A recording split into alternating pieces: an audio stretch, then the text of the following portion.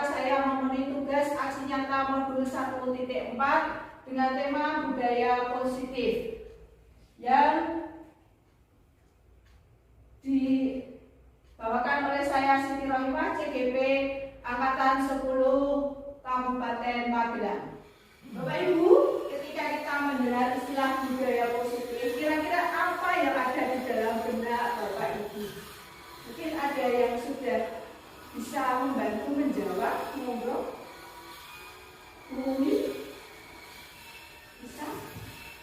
Kebiasaan anak, menurut saya menurut saya budaya positif itu kebiasaan anak, tingkah laku anak dan karakter anak yang dilakukan sebagai aktivitas anak di sekolah di kelasnya masing-masing sesuai dengan kesepakatan kelas yang berlaku. Oh iya, terima kasih, tepuk tangan untuk Bu Umi. Ada pendapat lain? Monggo, Bu Erna. Budaya positif budaya adalah suatu kebiasaan yang baik di sekolah. Oh iya, Artinya dari kebiasaan dalam karakter, dalam bersikap, dalam berbicara. ya. Terima kasih, tepuk tangan untuk Bu Erna. Nah, kira-kira tidak jauh seperti itu, guys. Jadi budaya positif itu adalah sebuah budaya yang nantinya akan menjadi pembiasaan baik yang mengandung nilai-nilai kebajikan. Jadi nanti anak-anak akan secara sadar melaksanakan kebudayaan atau pembiasaan budaya positif tersebut tanpa ada paksaan atau tanpa ada faktor dari luar. Jadi betul-betul murni dari dirinya sendiri. Motivasinya datang dari dirinya sendiri. Nah, di sini ada 8 konsep inti budaya positif. Yang pertama, pembelajaran dengan paradigma baru, kemudian disiplin positif, nilai-nilai kebajikan, kebutuhan dasar manusia, motivasi perilaku manusia, posisi kontrol guru, keyakinan kelas, dan sertifikat restitusi. Untuk itu mari kita bahas bersama mulai dari pembelajaran dengan paradigma baru.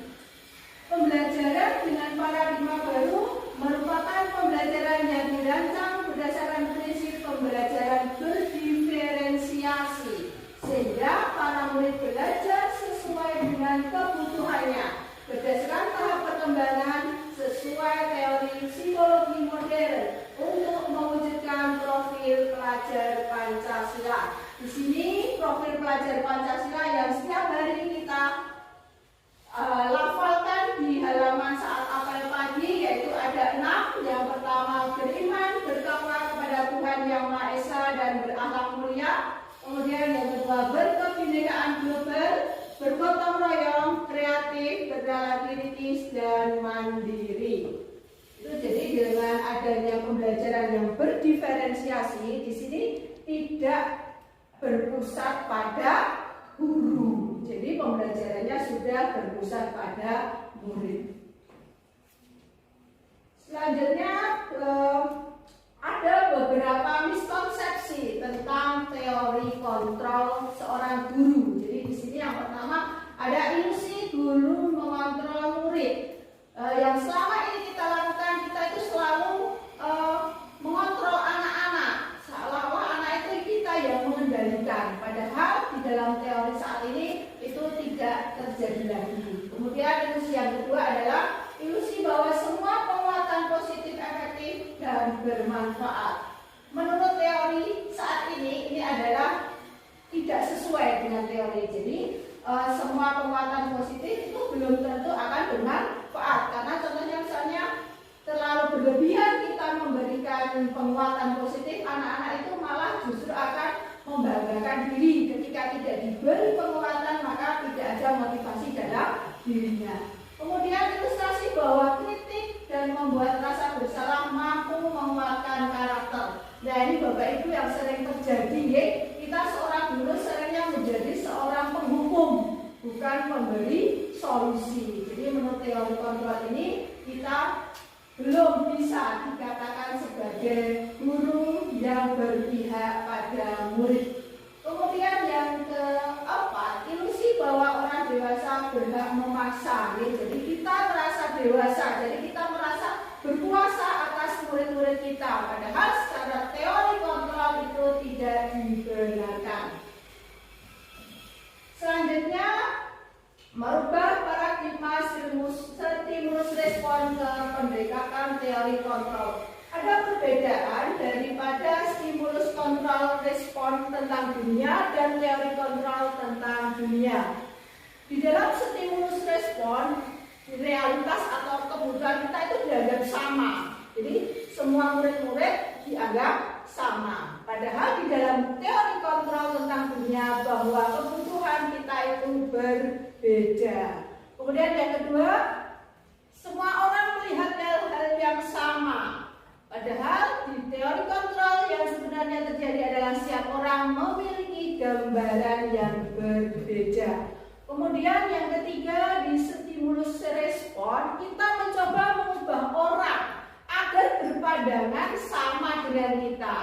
Di dalam teori kontrol kita berusaha memahami pandangan orang lain tentang dunia. Jadi berbeda, okay? Kemudian yang keempat adalah perilaku buruk dilihat sebagai suatu kesalahan. Padahal sebenarnya bahwa semua perilaku adalah memiliki tujuan. Kemudian yang kelima, orang lain bisa mengontrol saya, seolah-olah orang lain itu mengontrol diri kita. Padahal hanya Anda yang bisa mengontrol diri Anda. Jadi kontrol itu ada di tangan kita masing-masing. Kemudian saya bisa mengontrol orang lain. Padahal yang sebenarnya adalah Anda tidak bisa mengontrol orang lain. Oke. Kemudian jadi selanjutnya, pemaksaan ada pada saat bujukan gagal. Jadi ketika kita membujuk orang lain gagal itu dianggap kita itu benar, padahal itu tidak benar. Yang benar adalah kolaborasi dan konsensus menciptakan pilihan-pilihan baru. Jadi kita utamakan untuk berkolaborasi, untuk berdiskusi, mencari solusi. Kemudian yang terakhir di stimulus respon itu model berpikirnya itu menang kalah. Contohnya ketika kita bisa membujuk, merayu, dan memberi paksaan itu kita dianggap menang dan orang lain itu dianggap kalah. Padahal di dalam teori kontrol adalah model berpikir menang-menang. Jadi semua menang karena semua punya kontrol dirinya sendiri. Sekarang kita lanjut ke disiplin positif. Disiplin berasal dari kata disiplina yang artinya belajar.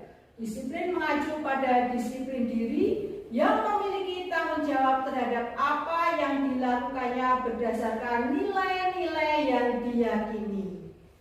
Kemudian disiplin positif merupakan salah satu cara penerapan disiplin yang bertujuan untuk menumbuhkan kesadaran serta memberdayakan murid tanpa imbalan, penghargaan atau reward, ancaman atau hukuman. Jadi disiplin positif di sini adalah bagaimana kita menumbuhkan motivasi dari diri murid kita. Bukan karena paksaan, bukan karena diberi penghargaan, bukan karena suatu hukuman. Jadi betul-betul motivasi intrinsik dari diri murid.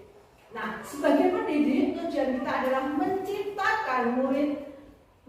menciptakan disiplin diri sehingga mereka berperilaku mengacu kepada nilai-nilai kebajikan universal dan memiliki motivasi intrinsik dalam perubahan perilaku ke arah yang lebih baik. Nah, nilai-nilai kebajikan apa yang ada di dalam disiplin positif tadi? Nilai-nilai kebajikan adalah nilai yang disepakati bersama, lepas dari suku, bangsa, agama, bahasa maupun latar belakangnya. Di sini ada 3 contoh nilai kebajikan sebuah institusi atau organisasi. Yang pertama, profil pelajar Pancasila. Tidak asing lagi untuk kita semua yang bernama beriman bertakwa kepada Tuhan Yang Maha Esa dan berakhlak mulia, berkebinekaan global, gotong royong, mandiri, bernalar kritis, dan kreatif. Kemudian ada IBO Primary Years Program. Itu di dalamnya ada nilai kebajikan toleransi, rasa hormat, integritas, mandiri, menghargai, antusias, empati, keingintahuan, kreativitas, kerjasama, percaya diri, dan komitmen. Selain itu, nilai kebajikan kebajikan yang selanjutnya adalah 9 pilar karakter Indonesia Heritage Foundation. Cinta Tuhan dan segenap ciptaannya, kemandirian dan tanggung jawab, kejujuran atau amanah, diplomatis, hormat dan santun, dermawan, suka menolong dan gotong royong, percaya diri, kreatif dan pekerja keras, kepemimpinan dan keadilan, baik dan rendah hati, toleransi, kedamaian dan kesatuan. Jadi itu adalah nilai-nilai kebajikan yang nantinya akan tertanam secara sadar oleh murid-murid kita untuk melakukan sebuah disiplin positif. Nah, lanjut kebutuhan dasar manusia. Budaya positif yang selanjutnya adalah kebutuhan dasar manusia. Adalah segala sesuatu yang kita lakukan untuk mendapatkan apa yang kita inginkan. Juga seluruh tindakan yang kita lakukan memiliki tujuan tertentu dan semua usaha terbaik yang kita lakukan adalah dalam rangka agar kebutuhan dasar kita terpenuhi dengan baik. Nah, itu adalah kebutuhan dasar manusia. Selanjutnya ada 5 kebutuhan dasar manusia. Yang pertama adalah bertahan hidup. Bertahan hidup itu terdiri dari makan, pakaian, dan tempat tinggal. Nah, ini kebutuhan yang sangat survival, yang sangat mendasar sekali. Jadi tidak bisa ditinggalkan salah satunya. Kemudian kebutuhan yang kedua adalah adanya rasa kasih sayang dan rasa diterima. Jadi murid-murid itu juga selain membutuhkan makan, pakaian, tempat tinggal, juga butuh diterima, dihargai, dilindungi, dan selalu ingin menjadi bagian dari sebuah kelompok. Kemudian yang ketiga adalah kebutuhan penguasaan. Jadi setiap anak itu juga ingin berkuasa untuk dirinya. Dia punya harga diri. Ketika ada temannya yang mengajak, dia akan membela dirinya, tidak mau diremehkan. Dan keinginan untuk dianggap pemimpin. Untuk itu mari kita bersama-sama anak-anak kita tanamkan sikap kepemimpinan minimal untuk dirinya sendiri.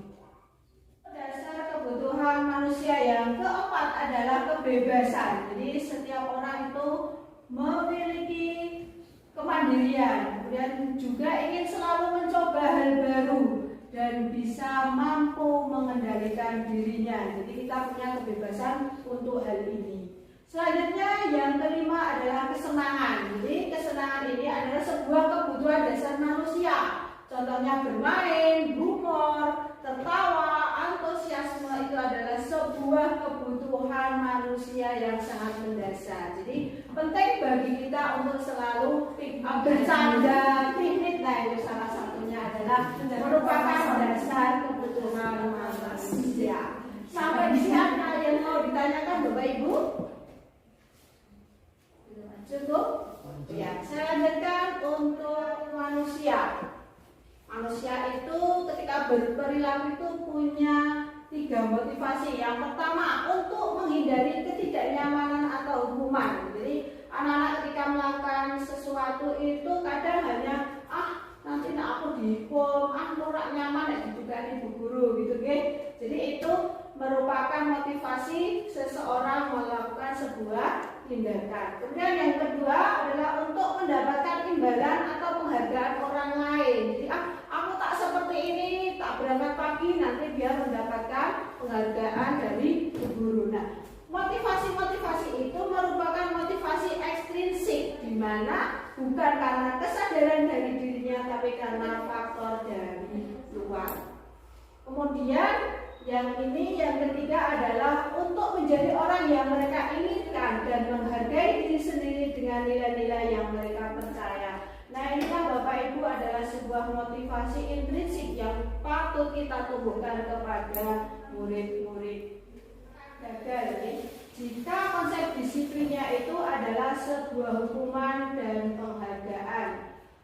Karena hukuman itu cirinya adalah menyakitkan. Contohnya tadi lari, anak itu akan merasa sakit hati yang pertama, mungkin sakit hatinya yang selanjutnya. Kemudian tidak nyaman ketika dilihat teman-teman merasa tidak nyaman, merasa dirinya sedang dihukum. Kemudian murid itu cenderung takut dengan guru penghukum itu. Kemudian dia akan memaksa dirinya, tidak sadar diri, tapi memaksa untuk merasakan hal-hal yang sangat tidak mengenakan. Kemudian murid cenderung menyembunyikan kesalahan. Ketika bersalah dia tidak akan jujur karena nanti takut akan hukuman. Kemudian murid menjadi rendah diri. Karena seringnya dihukum, murid jadi biasanya jadi rendah diri, introvert. Kemudian konsep disiplin yang gagal itu juga karena penghargaan. Karena dengan penghargaan itu ternyata tidak efektif. Ketika motivasinya timbul itu karena ada, oh nanti saya diberi imbalan, oh nanti saya diberi penghargaan, jadi sangat tidak efektif. Jadi motivasi itu timbul ketika disiplin itu timbul ketika mau diberi penghargaan. Kemudian merusak hubungan atau sifat iri, kok itu saja yang dapat penghargaan. Jadi anak-anak yang lain yang punya bakat yang lain itu akan merasa iri. Kemudian juga mematikan kreativitas. Karena anak-anak yang dapat hanya itu saja yang mendapat penghargaan, yang merasa dirinya tidak mampu, dia justru malah akan semakin melopro. Kemudian menghukum dengan sistem ranking. Nah ini selama ini ya kita selalu ini, wah kok kaya ranking 1, ranking 2, dan ranking 3. Padahal ranking ini bukan sebuah ukuran. Kemudian yang selanjutnya dengan adanya penghargaan itu akan merampas hak menghargai dirinya. Padahal dia punya kemampuan yang lain, punya minat dan bakat yang lain. Kemudian bagaimana konsep disiplin dengan identitas sukses. Nah, dikatakan disiplin itu sukses ketika ada konsekuensi dan restitusi. Nah, konsekuensi itu biasanya berlaku penguatan jangka pendek. Contoh misalnya saya lari-lari kemudian menabrak meja dan melupakan air dan saya akhirnya mengepel. Itu adalah sebuah konsekuensi hanya sesaat itu, jadi jangkanya pendek. Kemudian perlu monitoring berkelanjutan. Misalnya anak-anak yang kemarin lari melupakan dan membersihkan, itu ketika dia melakukan kegiatan lari-lari lagi itu kita perlu dimonitoring. Kemudian juga ada respon daripada konsekuensi itu. Oh, ketika saya menjatuhkan, dia merespon saya harus melakukan seperti ini. Kemudian murid menghormati peraturan. Adanya konsekuensi ini, murid akan menghormati peraturan. Kemudian yang selanjutnya kehilangan waktu untuk merenungi kesalahan. Karena ketika melakukan kesalahan, dia langsung tahu konsekuensinya apa. Jadi tidak berlarut-larut untuk merenungi kesalahan. Kemudian ini adalah konsep disiplin yang paling ideal dengan restitusi, yaitu murid bertanggung jawab untuk perilakunya. Dia melakukan apa, dia tahu solusinya seperti apa. Kemudian fokus pada pemecahan masalah jangka panjang. Contohnya anak yang sering terlambat, ketika kita beri pengertian, disuruh bagaimana kira-kira usaha kamu untuk biar datang tidak terlambat. Dia akan melakukan pemecahan masalah itu dan fungsinya adalah jangka panjang karena sudah sadar diri. Kemudian murid menghormati dirinya dan orang lain. Ketika dia bisa memecahkan masalah dirinya, otomatis dia juga akan menghormati orang lain ketika melakukan sebuah kesalahan. Kemudian dirinya juga akan memegang kontrol. Jadi seperti tadi awal saya sampaikan bahwa kontrol itu berada pada diri kita sendiri. Tidak bisa orang lain mengontrol orang lain. Tidak bisa kita itu mengontrol orang lain. Kemudian murid juga akan lebih bersemangat memperbaiki kesalahan karena sudah tadi secara motivasi intrinsik dia sadar akan kesalahannya. Nah, konsep disiplin pendekatan restitusi tadi adalah sebuah cara pendekatan disiplin positif pada murid yang paling efektif. Pengertian restitusi tadi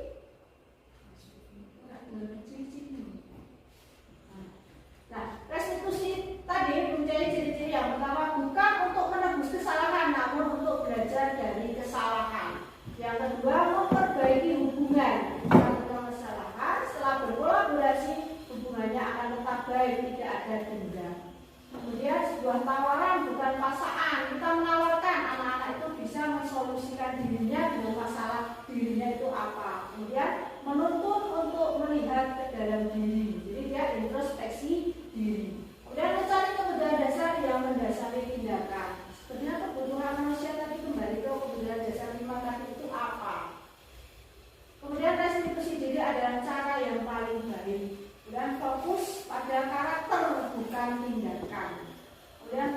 pada solusi dan bisa mengembalikan murid yang berbuat salah pada kelompoknya.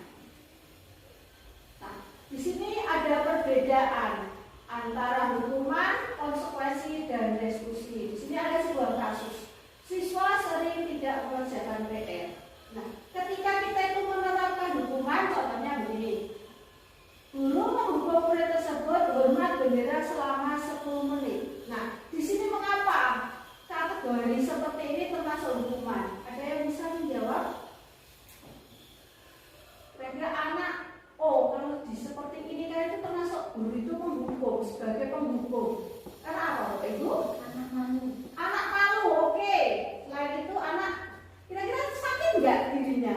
Ya. Sakit, dia akan malu, akan sakit, dan itu akan menimbulkan dirinya itu menjadi minder ya, betul. Kemudian kita juga akan marah. Ketika kita marah, murid itu kan takut ya, karena murid itu merasa lebih kecil dari kita, sehingga murid tersebut akan ketakutan ketika kita marah jika siswa itu tidak mengerjakan PR. Kemudian jika konsekuensi, kita terapkan konsekuensi. Guru memberikan konsekuensi untuk mengerjakan PR-nya saat istirahat atau dikerjakan sebanyak 3 kali lipat. Nah, ini juga termasuk konsekuensi. Nah, ini mungkin karena tadi itu sudah ada di keyakinan kelas. Konsekuensinya jika tidak mengerjakan PR maka dikerjakan saat istirahat. Jadi anak-anak sudah tahu sebelumnya. Kemudian guru tegas dan siswa menghormati peraturan. Anak-anak sadar, oh iya saya tidak mengerjakan berarti nanti saya tidak istirahat untuk mengerjakan PR. Kemudian bagaimana kalau kita menerapkan restitusi, yaitu guru menanyakan keyakinan kelas atau keyakinan dirinya dan membuat murid menyelesaikan masalahnya. Contoh, mengapa kamu tidak mengerjakan PR? Guru dulu pernah juga tidak mengerjakan PR. Jadi bagaimana kira-kira solusinya agar kamu selalu rajin mengerjakan PR? Jadi mencari solusi bersama-sama. Nah, dari hal itu maka guru juga harus terbuka dan murid akan menghormati dirinya dan orang lain karena itu muncul dari dirinya sendiri.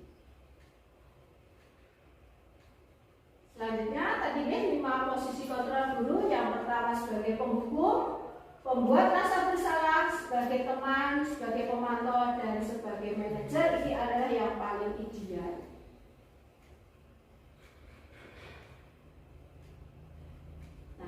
Sini ada contoh penerapan 5 posisi kontrol guru. Ada kasus murid tidak memakai atribut lengkap saat upacara bendera. Nah, ketika kita berposisi kita sebagai penghukum, maka kita akan berkata, kamu tidak memakai atribut lengkap. Silakan kamu harus harus mematuhi aturan sekolah.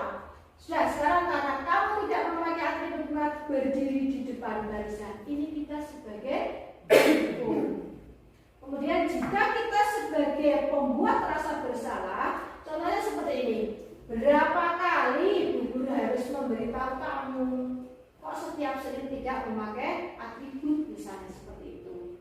Bu guru itu jangan kecewa banget sama kamu, sudah berkali-kali diberitahu tidak diperhatikan. Ini kita adalah posisinya sebagai pembuat rasa bersalah. Anak-anak akan merasa bersalah karena ada penekanan dari kita. Kemudian jika kita berposisi sebagai teman, maka kita sebagai teman bahasanya sepadan. Ayolah yang penting buat guru bangga. Kali ini tidak apa-apa, kamu salah, tapi lain kali jangan diulangi. Ayo, sekarang disapu dulu, disapu. Jadi kita sebagai seorang teman. Kemudian yang keempat, kita sebagai pemantau. Guru itu bisa berposisi sebagai pemantau. Dari kasus tadi ini, kita bisa mengatakan kamu sedang melanggar apa peraturan dan konsekuensinya. Kamu sudah tahu kan? Nah, ini kita sebagai pemantau. Kemudian yang kelima, jika kita sebagai manajer, maka kita akan bertanya, apakah kamu tahu kesalahanmu? Nah, ini untuk penyadaran dirinya. Kemudian kira-kira bagaimana kamu akan memperbaiki kesalahan ini. Jadi anak betul-betul memberikan solusi untuk kesalahan dirinya. Nah, selanjutnya adalah keyakinan kelas. Mengapa keyakinan kelas bukan peraturan kelas? Ada yang bisa menjawab, Bapak Ibu? Mengapa sebuah keyakinan bukan peraturan? Keyakinan itu berasal dari diri siswa sendiri. Oh, iya. Peraturan biasanya gurunya. Oh iya, betul sekali, tepat untuk Bu Ena. Tepuk tangan untuk Bu Ena. Tepat sekali. Jadi keyakinan itu karena dibuat bersama murid-murid kita. Jadi sadar betul, anak-anak tahu betul. Tapi kalau peraturan itu biasanya berasal dari gurunya. Langsung kita membuat suatu peraturan yang harus dipatuhi. Tapi kalau keyakinan itu kita membuatnya saja dengan kita. Jadi anak-anak akan lebih sadar akan keyakinan kelas. Nah, tadi itu jawaban Bu Erna sangat tepat sekali, karena suatu keyakinan akan lebih memotivasi seseorang dari dalam atau memotivasi secara intrinsik. Seseorang akan lebih tergerak dan bersemangat untuk menjalankan keyakinannya daripada hanya sekedar mengikuti serangkaian peraturan yang mengatur mereka harus berlaku begini atau begitu, yang membuat ketidaknyamanan dan keterpaksaan. Contoh, ketika kita di jalanan ada peraturan memakai helm. Nah, kalau kita yakini sebagai peraturan, berarti kita menjawabnya pasti apa? Wah, nek ranu helm nanti ditilang. Ya, ditilang. Itu berarti karena ada faktor eksternal. Beda lagi ketika itu sudah menjadi keyakinan, saya harus memakai helm karena nanti biar selamat, biar aman. Nah, itu bedanya sebuah keyakinan dan peraturan. Masih semangat Bapak Ibu? Semangat. Ketika saya mengucapkan SD negeri Keponakan 2, kita biasa menjawabnya bisa, gitu ya. Ya, untuk menggaris semangat kita, SD negeri Keponakan 2 bisa. Terima kasih semangatnya. Lanjut. Nah, sekarang bagaimana sebuah keyakinan kelas itu dibentuk? Jadi sebuah keyakinan kelas itu biasanya bersifat lebih abstrak daripada peraturan. Karena tadi yang membuat adalah murid-murid kita dengan musyawarah. Kemudian berupa pernyataan yang universal, jadi mengandung nilai-nilai kebajikan universal tadi. Jadi bersikap selalu positif, ya. Jadi tidak ada negatifnya. Misalnya, jadi keyakinan kelas itu seperti ini. Misalnya kata-katanya positif, tidak boleh mencontek. Nah, itu kan ada kata tidaknya nih. Itu berarti negatif. Nah, misalnya kita ubah ketika di keyakinan kelas itu bersikap jujur, misalnya. Menghormati orang lain. Kalau biasanya kan dilarang mencontek, kan seperti itu. Jadi ketika sebuah keyakinan kelas itu pernyataannya positif, ya. Misalnya menghormati orang lain, menghormati hasil karya orang lain. Jadi sebuah keyakinan itu dibentuk dalam pernyataan yang positif. Hindari kata tidak, kata jangan. Selanjutnya sedikit saja biar mudah diingat. Jadi sebuah keyakinan kelas itu tidak usah satu VS itu penuh. Anak-anak sulit untuk meyakininya, malah dia bingung. Jadi cukup hal-hal yang biasa dilakukan oleh murid-murid kita itu dibuat keyakinan kelas. Jadi mudah diingat. Contohnya tadi jujur, disiplin. Nah, anak-anak lebih ingat. Kemudian dapat diterapkan di kelas karena setiap kelas dengan anak-anak yang berbeda karakternya juga akan berbeda keyakinannya. Selanjutnya, semua wadah kelas hendaknya ikut berkontribusi dalam pembuatan keyakinan kelas. Ini bertujuan semuanya termotivasi dalam dirinya. Kemudian, setelah keyakinan kelas itu terbentuk, kelas tersebut bersedia meninjau kembali keyakinan kelas dari waktu ke waktu. Jadi keyakinan kelas itu bisa dikembangkan. Sekarang kita saksikan contoh penerapan pembuatan keyakinan kelas yang kemarin sudah saya lakukan dan sudah saya buat videonya.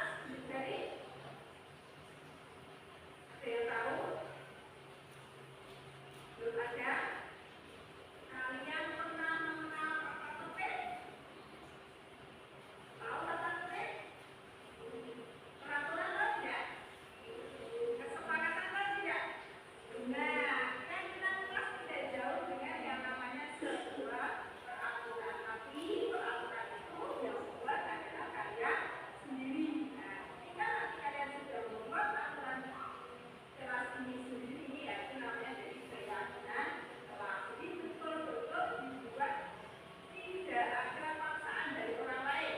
Jadi kamu sendiri yang buat, kamu sendiri yang buka, artinya itulah keyakinan kelas. Nah, di sini kita akan membuat keyakinan kelas. Nanti anak-anak bisa menuliskan keyakinan kelas apa yang ingin kalian terapkan di kelas ini. Sudah bisa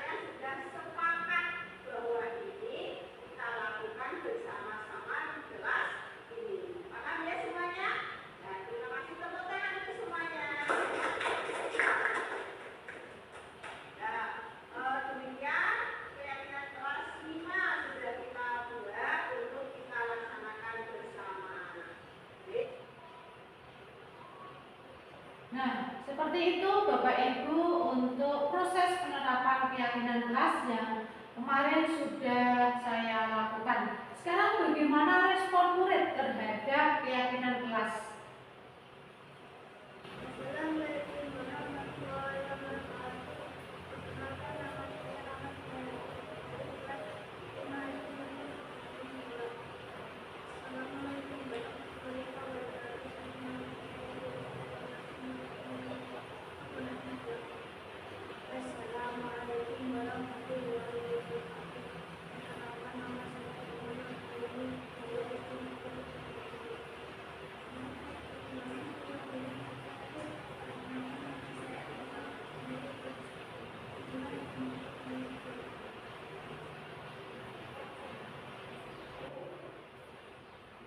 Nah, kemudian kita akan bertanya bagaimana perasaannya saat membuat keyakinan kelas terhadap murid-murid kita tadi.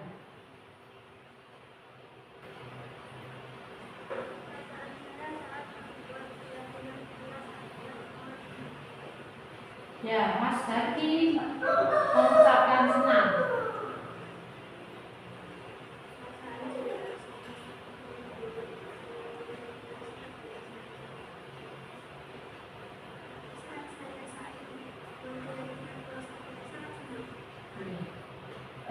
Selanjutnya Bapak Ibu, kemudian anak-anak juga saya tanya, apakah menurutmu pembuatan keyakinan kelas itu penting untuk dilakukan? Begini jawaban anak-anak.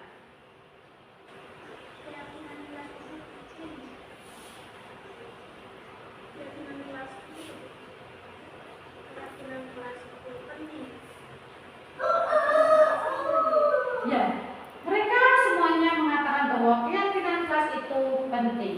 Selanjutnya, saya juga bertanya kepada anak-anak tentang pembuatan keyakinan kelas tadi, mengapa pembuatan keyakinan kelas itu penting untuk dilakukan. Begini respon dari anak-anak.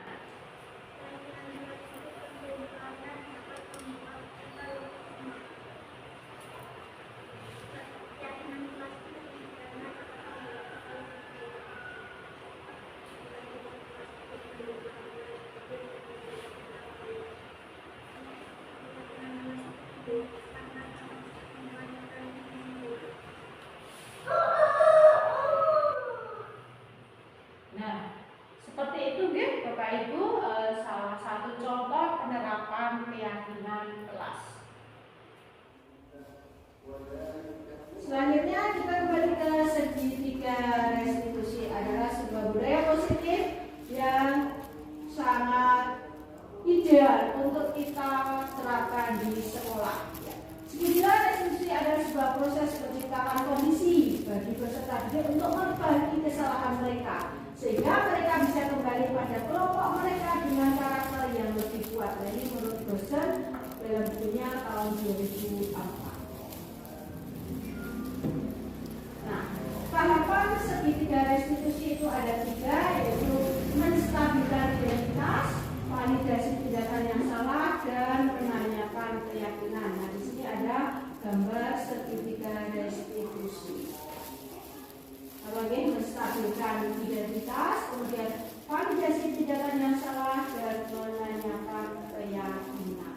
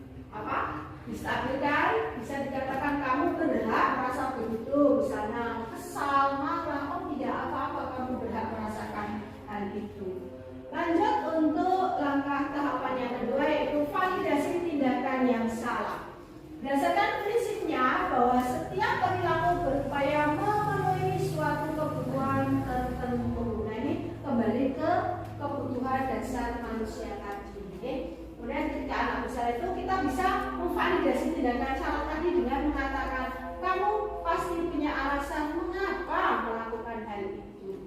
Dan yang kedua, kamu patut bangga karena telah menundingi sesuatu yang penting bagimu. Misalnya ini bertengkar, mau direbut bukunya, kemudian dia mempertahankan dirinya. Nah, saat kita memanggil anak tersebut untuk menyadarkan dirinya, kita bisa mengatakan hal ini. Kemudian contoh selanjutnya adalah padahal kamu bisa melakukan yang lebih buruk dari ini ya. Nah, ini kan anak-anak ya, harusnya tidak lebih buruk, tapi harusnya yang lebih baik. Kemudian kamu melakukannya karena mempertahankan sesuatu yang penting bagimu. Oh, tidak apa-apa. Lanjut validasi. Setelah validasi, kita yang ketiga adalah yang sering kita lupakan adalah menanyakan keyakinan. Kalau yang untuk menstabilkan identitas, kemudian validasi itu kita sudah sering melakukan. Tapi untuk menanyakan keyakinan ini yang mungkin kita belum terbiasa. Ibu, di sini berdasarkan prinsip teori kontrol bahwa pada dasarnya kita termotivasi secara intrinsik, bukan karena faktor eksternal. Nah, contoh menanyakan keyakinan ketika ada murid yang bersalah itu misalnya seperti ini. Apa keyakinan kelas kita? Kan tadi sudah membuat keyakinan kelas ya. Kita ingatkan apa keyakinan kelas kita dan nilai-nilai apa yang telah disepakati bersama. Anak akan mengingat nilai-nilai yang sudah disepakati. Kemudian seperti apa gambaran sebuah kelas yang ideal menurut kamu? Kalau kamu berbuat salah seperti itu, kira-kira di kelas itu biar kelasnya ideal, kamu punya usul apa? Nah, ini adalah menanyakan keyakinan kepada murid kita. Kemudian yang terakhir adalah kamu ingin menjadi orang seperti apa? Nanti anak-anak otomatis akan bercerita dirinya itu dengan kesadaran. Jadi tidak ada paksaan dari orang lain. Ya. Baik Bapak Ibu, sekarang kita akan melihat bagaimana penerapan segitiga restitusi. Kemarin saya sudah melaksanakan hal ini. Ini hanya sekedar contoh Bapak Ibu. Mari kita saksikan bersama.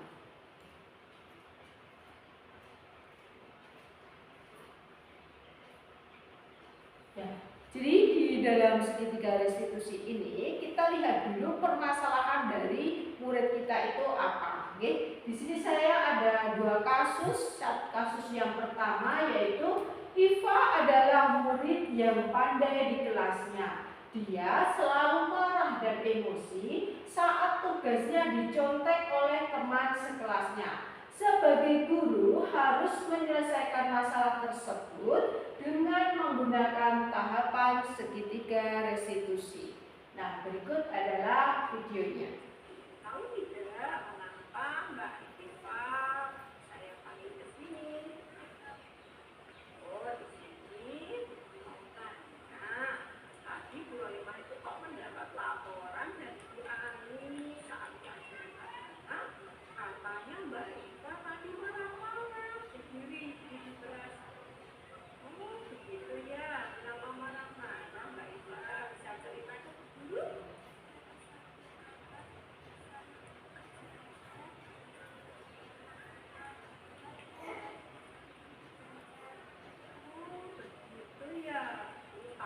Kalau guru jadi Mbak Eva, guru juga pasti akan kesal dan akan marah jika pelajarannya dicontek oleh teman-teman. Jadi, Mbak Eva pasti punya dong alasannya tadi. Selain kesel, kenapa sampai Mbak Eva itu melempar penggaris yang sehingga mengenai teman dan menyebabkan keributan. Nah, kira Mbak Eva masih ingat tidak kesepakatan kelas yang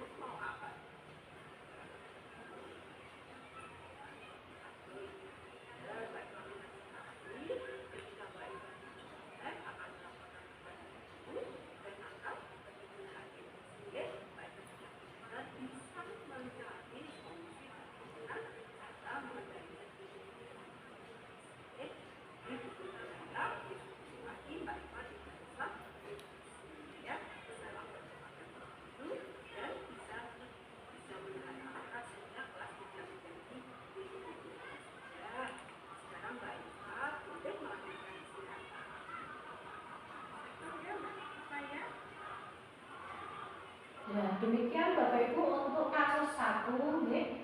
Kita lanjutkan ke skenario kasus 2. Di sini adalah tentang Mbak Olive. Olivia adalah murid yang datang terlambat ke sekolah sehingga dia tidak bisa hadir tepat waktu. Sebagai guru harus menyelesaikan masalah tersebut dengan menggunakan tahapan segitiga restitusi. Berikut videonya.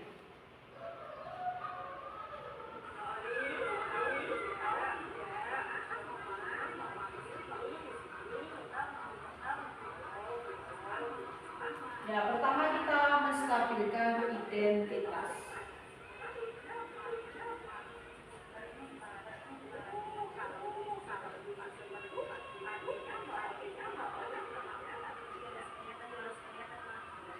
Ya, kemudian validasi rasa bersalah.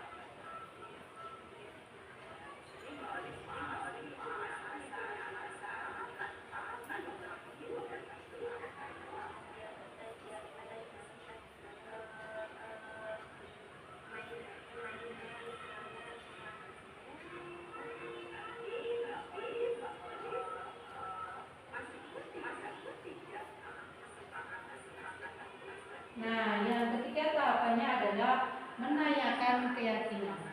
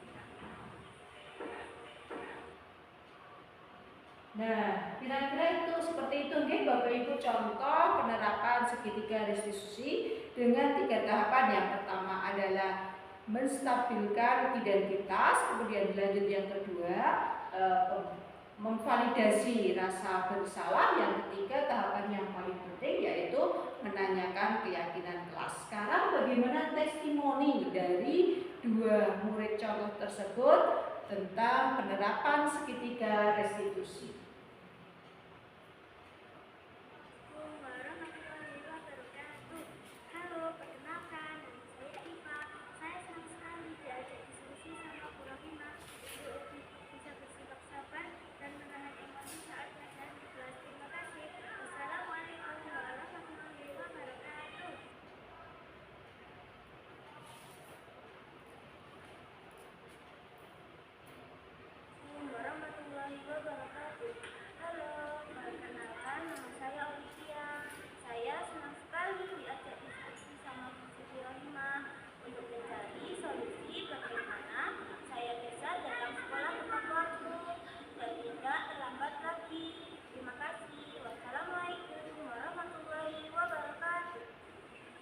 Sekian paparan penyebaran pemahaman modul 1.4 budaya positif. Mudah-mudahan bermanfaat. Jika banyak salah tutur kata yang kurang berkenan, saya mohon maaf yang setulus-tulusnya. Saya akhiri, wassalamualaikum warahmatullahi wabarakatuh.